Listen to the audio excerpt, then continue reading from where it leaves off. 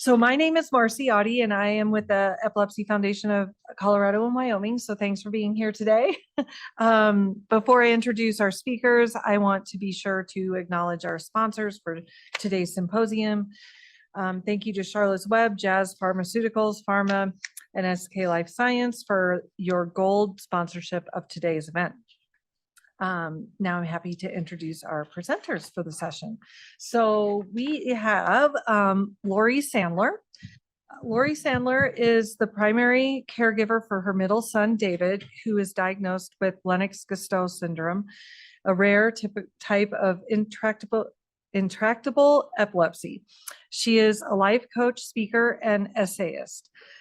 Lori writes about her experiences dealing with the challenges of David's care and her own personal journey of growth, which can be found on her website, lorisandler.com. She also runs a support group for parents of adult children with neurological challenges. And we have Mark DeFee. Mark was diagnosed with epilepsy when he was 17 years old. What he's learned along the way has guided him not only in his personal life, but in his professional life as well. He is a board certified coach and licensed professional counselor and has spent 20 years helping organizations create mentally healthy workplaces by implementing many of the same strategies he uses to manage his own well-being and minimize his seizure frequency. And we have Dr. Strom. Dr. Strom is an associate professor of neurology at the University of Colorado, Denver, fellowship trained and specialized in the care and management of patients with epileptic and non-epileptic seizures. She holds a secondary appointment in the Department of Psychiatry. She has over 15 years of experience leading clinical trials in epilepsy, examining anti-seizure drugs. Since 2016, she has focused her research efforts on examining the effect of treatment for functional neurological disorder with attacks and seizures on the reduction of seizures and healthcare utilization for patients with NES. She pioneered a comprehensive treatment clinic for patients with NES in the Rocky Mountain region, receiving a University of Colorado Medical Staff Pioneer Award for this work. This multidisciplinary treatment program has delivered care for more than 1,000 NES patients since 2016. She receives financial support in line with Medicaid expansion under the Affordable Care Act to further develop and expand the NES treatment clinic, and now devotes 100% clinical and research effort toward determining best practices in treating NES. She is a member of the board of directors for the Epilepsy Foundation of Colorado and Wyoming, currently serving on the employment committee. So welcome and thank you. And I will let you guys take it from here. Well then, hi, like Marcy said, my name is Mark DeFee. I was diagnosed with epilepsy in '96, so almost 30 years now. And Dr. Strom was my doctor for a little while. She's incredible, of course. And Lori and I met when the Epilepsy Foundation partnered us for this talk. Well, I mean, it's only been like 2 months, and I feel like I know quite a bit about you. And if you were in that keynote this morning, oh my gosh, I took a number of notes because I had a few questions for you to dive into, but with this size of audience, I think we want to make sure we're going to hit on what you'd like. And so to start off by showing, we want this to be interactive, could we hear from one or two of you of when you saw this title of this talk, what made you say, I wanted to come and hear it?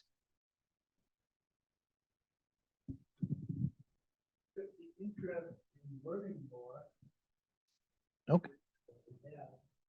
Yeah. Okay, great. Well, the way we wanted to set this up was truly a discussion. There aren't going to be any PowerPoint slides. We're just going to kind of talk about well-being within the epilepsy community. And that is made up of patients, caregivers, medical professionals, and we all experience stress in different ways from different avenues because of this condition.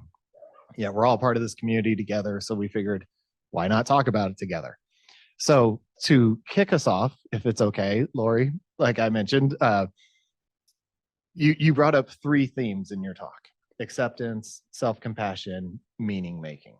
And you walked us through like what those meant, but I guess I'd like to hear a little bit more about how you came up with those 3 and just whatever else, because I give talks, every time you give them, you have to cut stuff out of it. You have to fit within a time frame. And there's always pieces that, even though I leave out, I'm sitting there going, oh, I wish I could have said. Anything like that come up for you? Well, yeah, there's a whole lot I could have said. Acceptance is it's just been a theme in my life. It's very difficult caring for my son who's having seizures very often and can't care for himself. So I can't, yeah, I did come up with this when I was talking to my sister once. My sister is like my confidant. I'm always calling her over the years, what's going on in my life and sharing with her. And it boiled down to how can I be okay with a situation that's not okay, that doesn't look okay, that doesn't feel okay. And so that's acceptance. And I had that amazing story that I shared in the talk this morning about being stopped at that stoplight. You missed it, Dr. Strom, so I will share that very quickly. I was driving near David's school. I was stopped at a light, and I saw a bunch of kids from David's school crossing the street, and my heart sank because I realized that they were David's peers, and I could see that they were impaired in some way, and I didn't want that. I didn't want those kids to be my son's peers, as awful as that sounds. I wanted them to look like the peers of my other kids. And I realized how awful I felt. And I needed to accept the situation. That stoplight then showed me, when I asked myself, what else can I see here? I saw the aides walking across the street, and I saw kindness and compassion and how our kids bring out humanity. So I wanted to share that story again. It was a powerful one for me in my life. Real quick, as soon as your keynote ended, I was speaking with someone living with epilepsy, and we talked about that story and about how you saw the aids and what it would be like living with epilepsy without those aids, without those caregivers, and just, it's difficult enough. But when you don't have those people, it makes it 10 times harder in my mind. So that story resonated with a lot of people. That's great. And then the self-compassion has also been a piece for me. When I sit down to make a talk, I think of what's happened recently in my life. What stories can I share with people? Because it's the stories that draw us together, that not only interest us, but that's where we can find common connections in our stories, even though different circumstances, the underlying feelings, emotions that we have are universal. So I remember that story about being overwhelmed and asking for help and realizing I needed to help myself first. I needed self-compassion. Yeah. Yeah.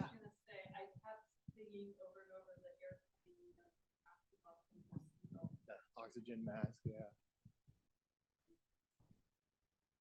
Absolutely. Yep. And to tag on to that acceptance and what it's like being a caregiver, a couple of years ago, I found my mom's notes from 1996. You know, I was 17. I didn't really care about my diagnosis. I thought I was invincible and all doctors were wrong.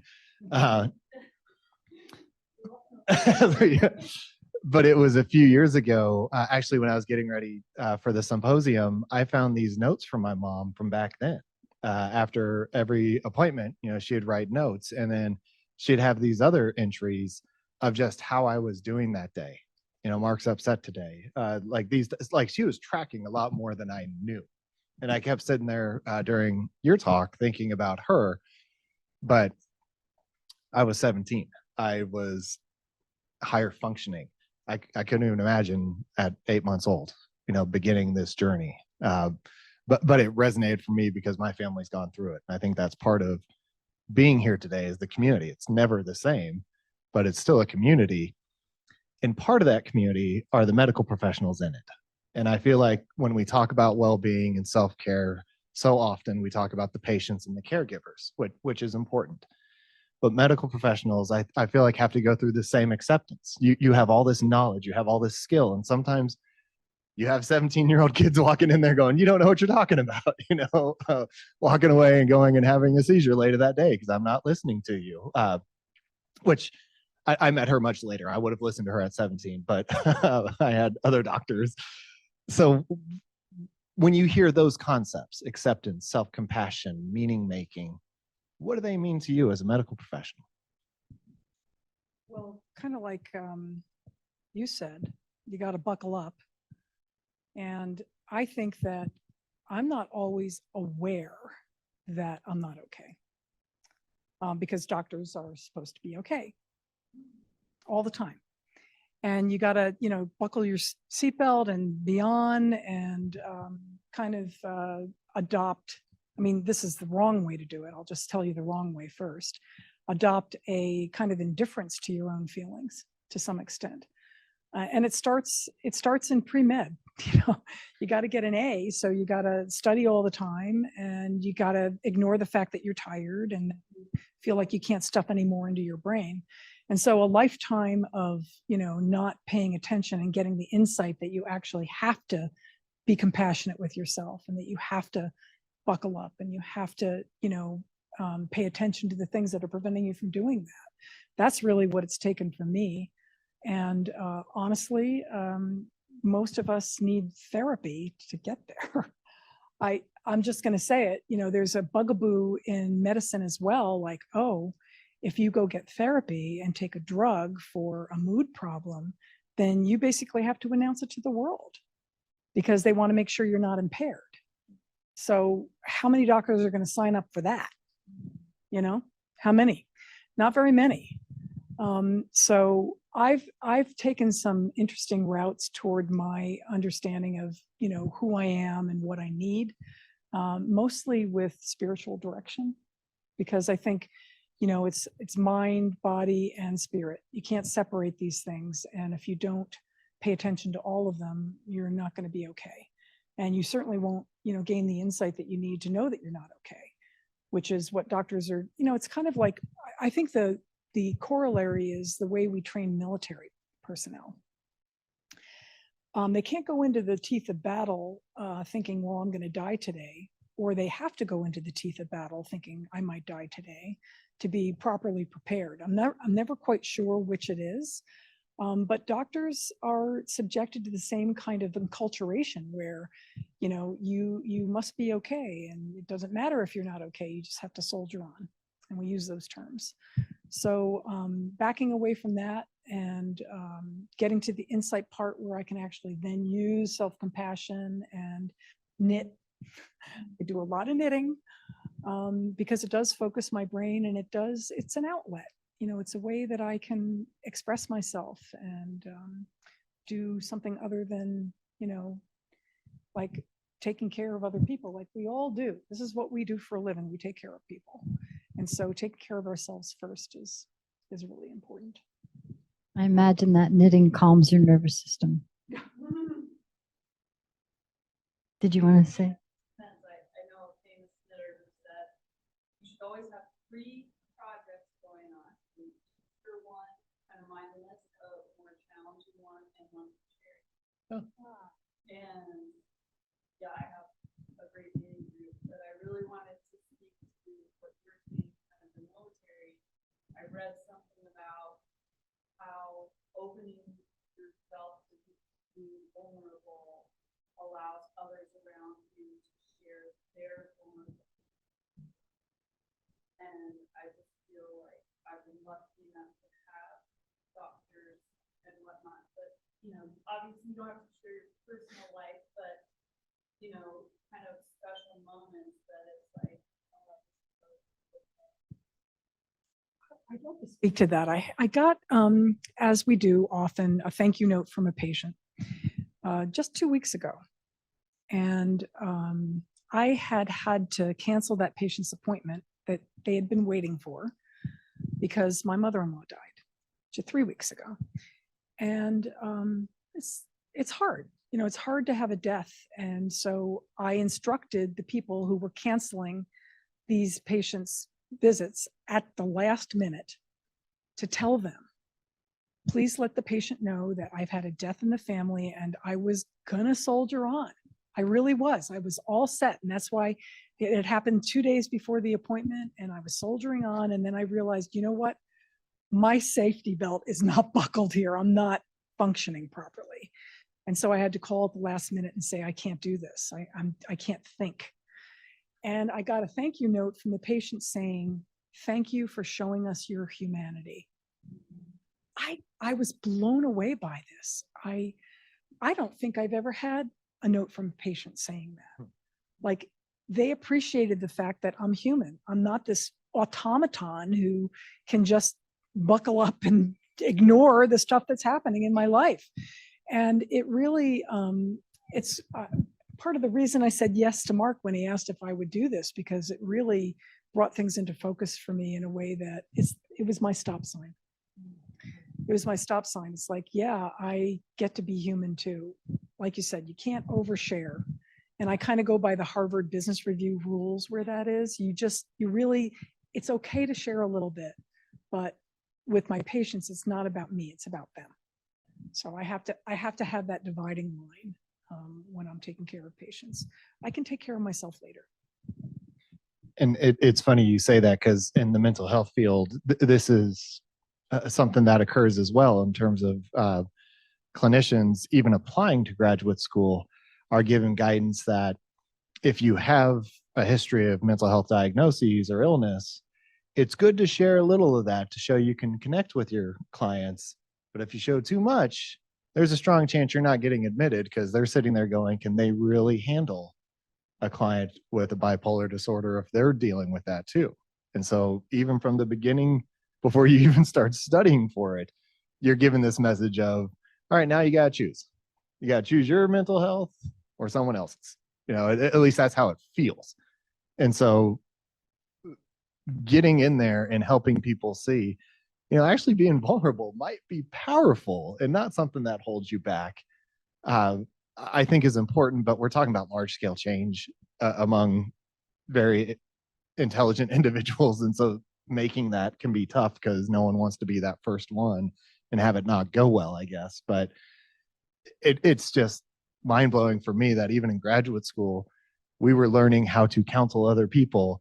Yet we were just kind of suppressing everything going on because we didn't want our professors being like, are they really going to cut out for this? So it's a very weird place for everyone when it comes to vulnerability, but I feel like especially for medical professionals. And mental health professionals Yes. too. Yeah, there's always that line. I was actually admitted to a master's program in transpersonal psychology. And in the end, I decided not to go, and I chose life coaching instead, because as a life coach, I don't have these sort of rules and mores of, I don't share. There's a line here. There's a boundary. I don't share too much of my personal life. It's only about the client. But as a life coach, I find that by sharing vulnerably what's going on with me, it is helping my clients so much, because we can connect with one another. They can see how I've dealt with it, where it's a total challenge and I don't have the answers. And they can recognize, wow, maybe there's a place of vulnerability of not knowing answers.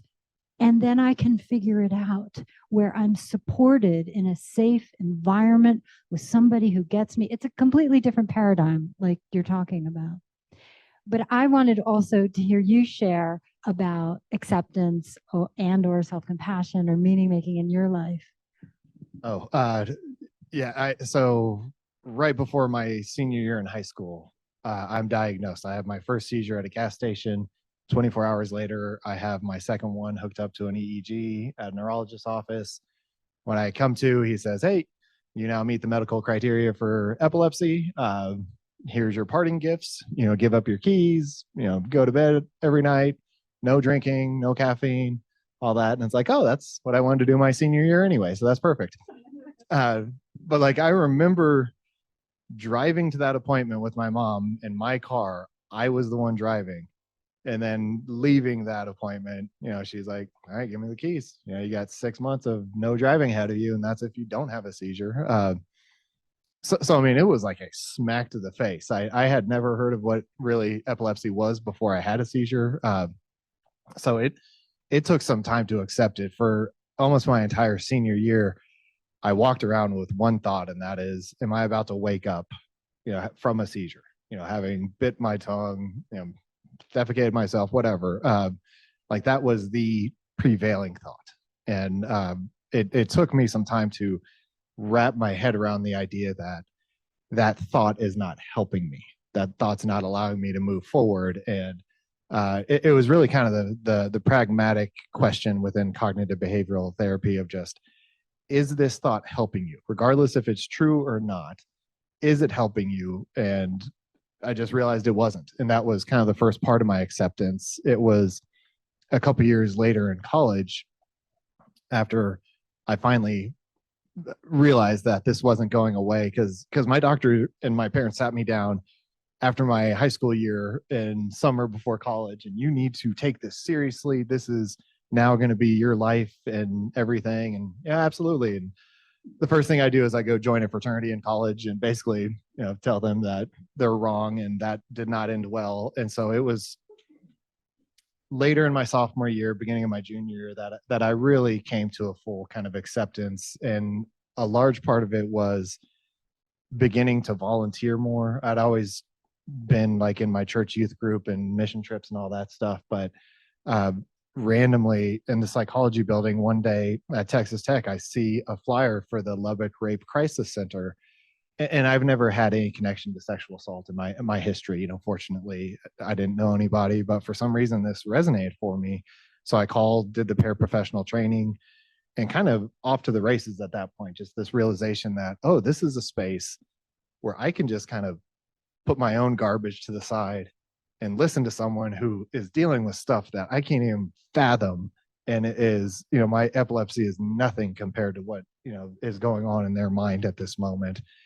So for me, I just realized that was now what I needed to follow. And I ended up going to graduate school, became a therapist, later moved more into coaching and everything. But it was that need to accept it and then figure out what works for me. And supporting other people might not work for everybody. And it took me years to find that thing. But I feel like when you find it, everything just gets easier, or at least for me, to accept it and say, this is part of it. I now know another tool in my toolbox to make it easier. But without that acceptance, not much else happens. Yeah. And it sounds like, knowing a little more of your story, that having dealt with epilepsy yourself, that gave you sort of a background in compassion for others. Yeah. Yeah, I would say so. I mean, I played high school football. I wanted to go into law enforcement. Like I had this track nailed down. And then when this happened, it caused me to see another part of the world. All of a sudden I wasn't this invincible high school kid that we all think we are. And it shattered my illusions of how easy life was supposed to be, and took me on a completely different path that opened my eyes to a lot of things I had not been paying attention to. But I mean, I would also say your epilepsy was nothing compared to what these people were dealing with, right? But I think the universal truth that we have been talking about today is that many of those things will overlap, right? They're not in the same, not the same, but they share some of the same underpinnings, right? That person who's assaulted, they had their life mapped out, and now something has happened to them that has changed it irrevocably.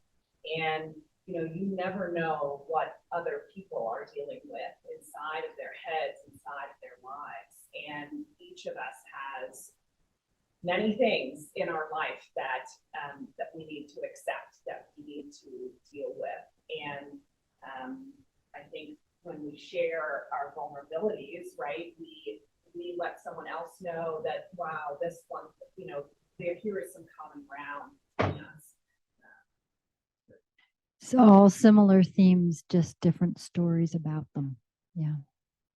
Oh, I was just trying to say, just that realization is interesting. I was between my junior and senior year of college. I was diagnosed with realizing you can't trust your brain. And I think it really is the invisible.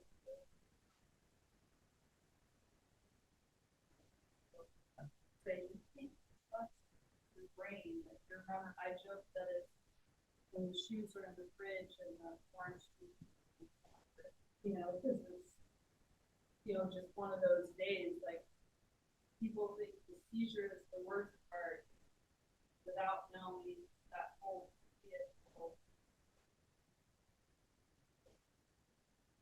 debilitating and isolating.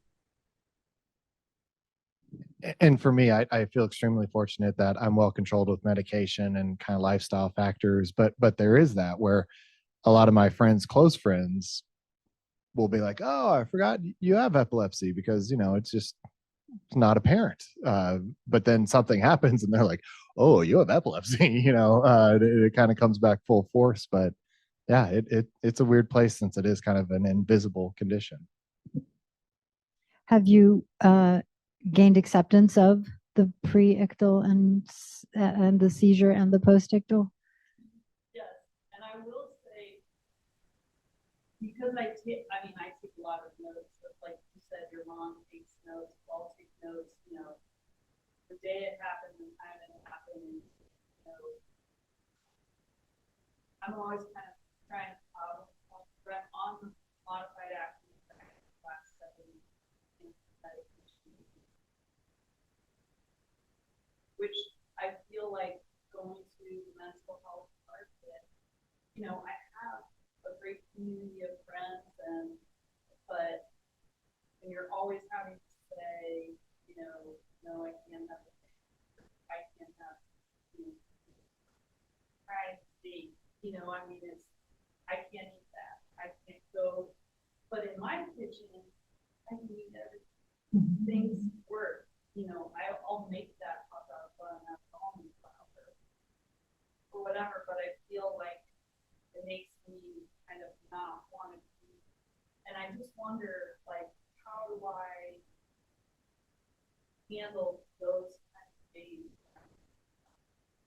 They have all these fried nachos, and I could go home and make some and binge, but it just, I don't like. I think I always think of when I had the head injury and the occupational therapy, like you got to do math again and how it sounds. But I had the emotional capacity of life, but I was 20. So it was like I didn't have someone.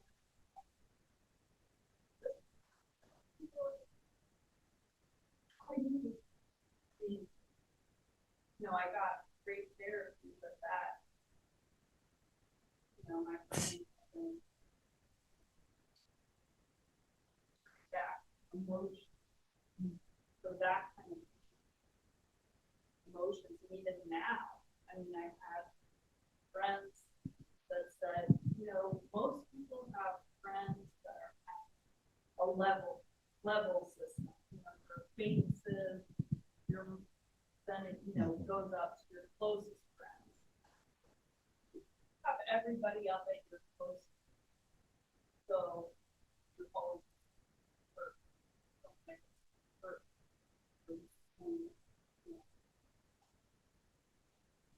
Feel like it's invisible disorder, and then okay, I'm gonna go hide with my dogs for a couple days after the seizure. Sounds like a piece that's missing in your life, that support for that emotional piece. Yeah, that's tough. I think what you had said, mind, body, spirit. For me, I have found that spirit piece has been so important when things are so challenging and I don't have the kind of support that I feel I need or I desire. That other aspect of myself, that spirit, which has been for me harnessed and practiced through meditation, being able to witness from that place of spirit what's going on as an emotional person, as somebody dealing with difficulties. That's really helped me. And it helps with self-compassion if we can just witness what's going on, because very often we don't have the answers. We don't have somebody in front of us in that moment to tell us, well, you should, these emotions are out of control because XYZ, or here's the way you can handle your emotions. For me, being able to cultivate this witness part of me, some people might call it the higher self, it allows me to see what's going on, knowing I don't have the answers, but being able to offer myself compassion that this is what is right now. And I do yeah. know that there was a part where I was, just getting more information from my doctor and learning about what's, but the post-mental, that kind of depression that was very low. And just being able to say, okay, this is the secret. Like 48 hours, something just wouldn't. 48 hours, just the secret.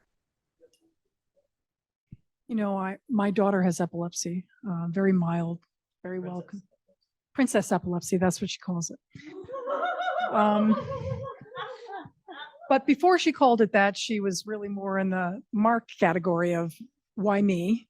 And she's a very cheerful person. She's always been that way. She would run home from school and say, I'm going to go do my homework now. Like, what kid do you know does that? She's a very, very cheerful person. And she quite early adopted this line, and she said it to me. She said, I have epilepsy, Mom. Epilepsy does not have me. And I don't think I really understood, because like you, Lori, I like, why is my daughter, why does she have to have this? Like, why? And why am I an epileptologist and my kid has epilepsy? It's just like, why did that happen? I don't know. That might be the spirit part, but I really did not have acceptance before my daughter had acceptance, and she showed me the way. And fortunately for her, and fortunately for us, she has princess epilepsy, and it's not bad, and so she doesn't have to go through that. But I really agree with what Lori says about being aware of, being able to look at what's going on, because I was talking to my spiritual director a couple of weeks ago, and I've had a little bit of trouble finding some balance after my mother-in-law's death, which was kind of sudden and not quite expected. And she said, well, I think you need to be less academic about it. She's talking to a person who's works at a university. And I said to myself, that tastes right. Like, there's something about that statement that she's making in this moment. And I can tell you, spiritual directors do not tell people what to do. Like, it's not part of the process. But I felt like you felt like there's this other self that's looking down and saying, what are you doing? Like, you're worried about this thing, and is it serving you? Like, is it doing you any good? The answer was no. And could I do anything about it? No, except that I could do something about it. I could just stand above myself. I'll just say, I know, no religion, people meditate, people do different things, with the grace of God, just say, you just need to be more spiritual about this. You need to recognize that if you can't do it, then you'll find the grace to do it if you just allow that to happen. And so that's my little, preachy thing for the day. I will point out one thing that I feel like we've all hit on, and and this is something I work with clients on, is this idea of separating yourself from your thoughts, being able to step back and self-coach yourself. And I have a very specific person in mind. It took me a little while to find them. It's, if you ever watched The West Wing, a show from 20 years ago, there's one character on there, and he basically is the one who will help me pause and be like, Mark, are you really getting upset that you can't order a drink with your friends when you know Taryn? Taryn was someone who went through Project Uplift, and she has 80 seizures a day, and she can't stand up without her helmet because, you know, she could possibly fall and everything. And so, at least for me with that coaching, there is that aspect of, you know, suck it up, Mark, come on type. But more importantly, it's someone to just pull me out of my thought and talk to me about, you know, is this thought serving you? Should, you know, this be your main concern right now? You know, are you just having a little pity party because Taryn and others are out there, you know, really struggling? And I don't want to minimize my epilepsy, but, you know, I also keep it in perspective. So everyone's kind of mentioned that, pulling away from their thoughts and evaluating them. And I wanted to just kind of articulate that. They also talk about, instead of criticizing yourself, talk to yourself as you would talk to one of your friends. Yeah. Right? Be a friend to Like, yourself. That's been very enlightening to me. Like, if your friend came to you and told you exactly what's happening, what would you say to them? And then when you think about it, you think, why am I not saying that to myself? Why am I saying this other stuff that's like very negative and mean, right? When I show that same compassion to my friend. I had an idea one time with a client. I ended up not doing it because I didn't know how it would go, but I wanted to type up, you know, hey, help me with how I might talk to this person, and like list out just that client's history and have them be like, oh, that's really similar. I think I'd say this. And it's like, well, it's you.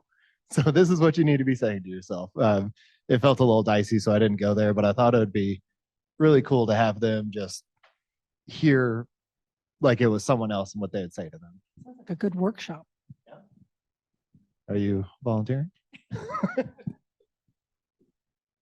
That was a huge part of my journey that I shared in the talk this morning, that critical, judgmental voice going. And yeah, we all have it. And it's amazing when somebody presents that idea to you. How would you speak to somebody in your condition? And we would never, ever speak the way we do in our heads. It's amazing how critical we are, and how we can beat ourselves up. Yeah, not helpful. Not helpful. Not helpful. So we have about 5 minutes left. We want to respect everyone's time. So with that, if it's okay with both of you, since I'm kind of putting you on the spot, any specific techniques you use, either on an ongoing basis or like reactively when a impactful moment comes up? I think, is this working? Yeah. I think that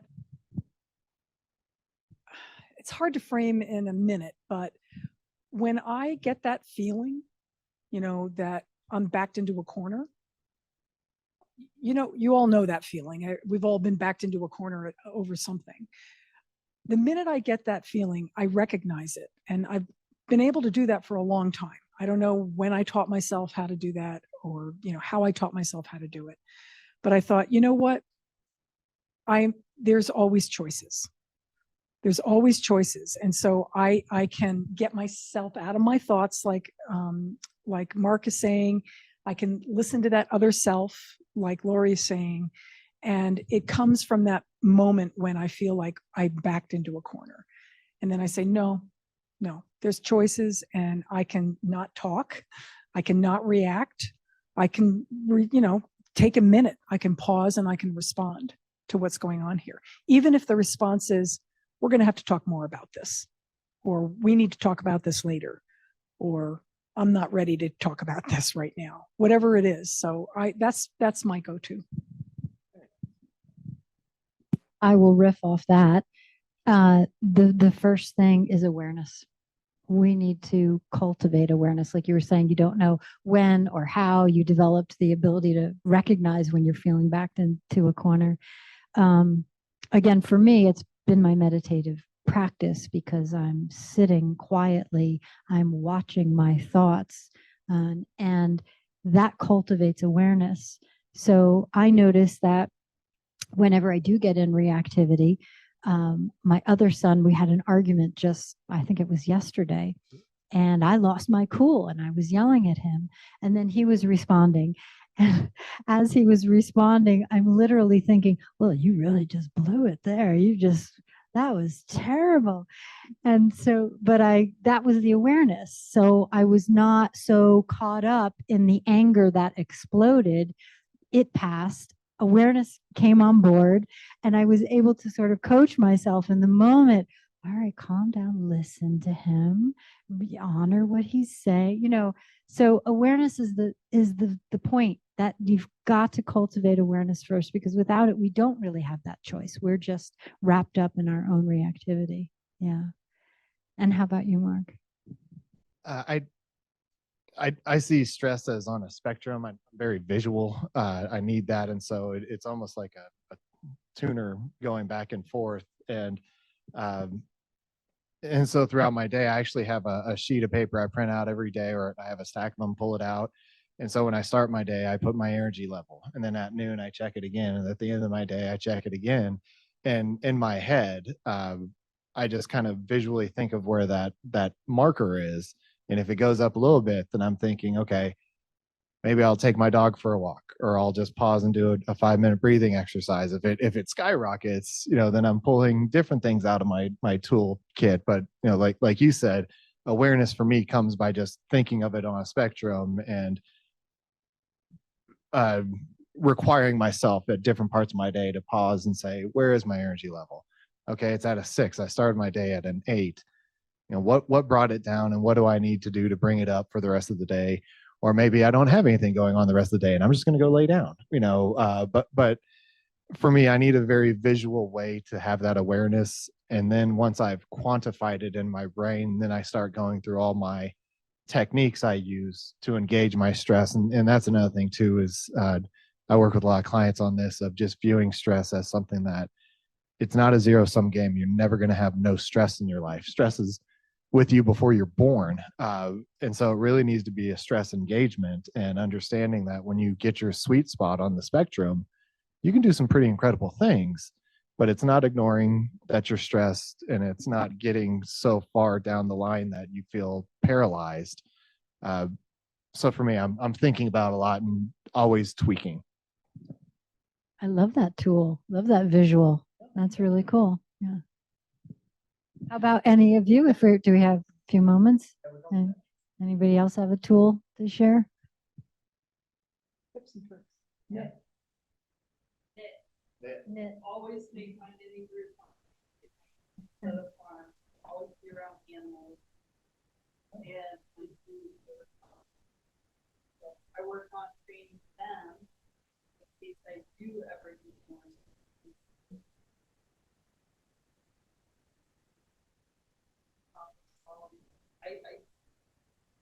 I would say what you were saying about the stress is to use it. You see the people, why are you cleaning the kitchen? Crazy. Something else to be directed. Yeah. I love that, because cleaning the kitchen sounds like a chore, but it's something you complete and you can check off and say, I've done something with my day. Yeah. That's a great one. I feel like you get into that flow state of just nothing else matters, just the keys. Well, on that note, I want to make sure we honor everyone's time, and we are right at 12:14. So Marcy, kick it back to you. I don't need to say anything, but I'm just gonna, I'm just gonna switch the slide. Oh yeah, there. That's all we need to do. Okay. Thank you all for coming. Thank you, both of you.